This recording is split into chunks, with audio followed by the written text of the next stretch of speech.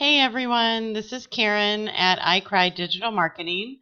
Today we're talking about speed optimization once again. I'm going to go over just a couple of tricks that I suggest in order to get your website as optimized as possible. Now I wanted to show you just really quick. I have a new site that I just finished building, iCrye Digital Marketing. And when we first tested it, this is what it looked like at GTmetrix. So again, gtmetrix.com. We were getting an F and a B, which actually isn't bad to start out with. Fully load time was 2.2 seconds. Page size was rather large, and request not bad, but could be better. So this is what we ended up with after optimization. So yay, we're getting an A, 99%, 90, and we've gotten from 2.2 seconds to 0.6. Page size actually down significantly. Wow, look at that. And then from 35 requests down to 18. So yeah, we did a good job on optimization. Yay.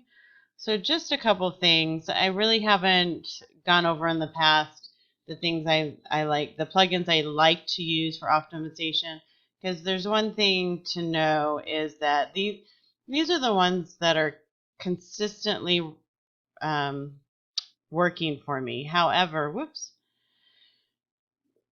you have to know how to configure them, because if you don't configure them correctly, you're going to crash your site. So the one thing I will say time and time again is before you start any optimization, you want to back up your site. And my favorite backup plugin, and it's also what I use for migration from my development site, is all-in-one WP migration. It's awesome. It makes just a file that you can then upload to something else, and it's just great. But the two optimization plugins I love is this one, the Auto Optimize, which I'm sure I'm saying wrong, and then I actually pay for a premium one because it tends to not crash my sites, and it's WP Rocket. So I use those ones consistently, but knowing how to configure them is the trick, and it takes a lot of time because you have to go back and forth and just check everything you do as you do it.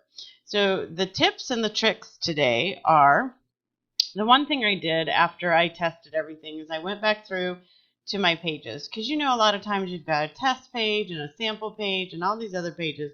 Well, I had 5 pages that I just wasn't using. They were test pages or pages that just weren't in this website. So I deleted those. I mean, you're not going to use them, so don't just have them sitting there for no reason at all. And the other thing I always do is I go back through my media, and I just check to see, are there any images? Is there anything in here that I'm just not using? Because sometimes you upload a boatload of pictures and then you only use a few of them. So delete whatever pictures you're not using,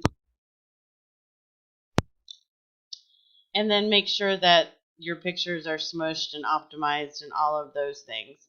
And then just go through and make sure there's no extra things. That I had a grid plugin here that I just wasn't using, so I got rid of that, and any integrations that you're not using. So those are my tips and tricks for the day, is get rid of stuff from the website while you're optimizing that you're just simply not going to use, because it just takes up space that you don't need, and it's just a waste. So, and then we went through, these are the two plugins that I like for optimization, because you can just go through and delete your cache, and it just works out great. So anyway, hope those tips helped.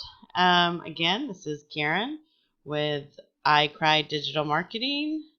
We help outstanding businesses stand out. Thanks, and have a great day.